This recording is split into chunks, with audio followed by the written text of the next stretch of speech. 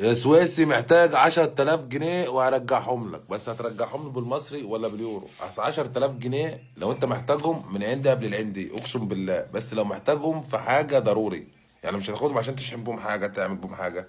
ابعت لي يا عم، لو حد عندك تعبان، حد عاوز يعمل حاجه في حاجه ضروري ليك وهتأذيك، انا خدامك. احسن 200 يورو، 200 يورو عادي بالنسبه لي، بعرف اوفرهم وابعتهم لك، بس تكون حاجه صادقه.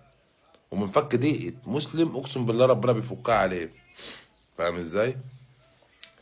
شوف يا عم، خش ابعت لي على الخاص، قول لي انا عندي واحد اتنين تلاته وبكون باثباتات، وانا من عندي قبل العندي.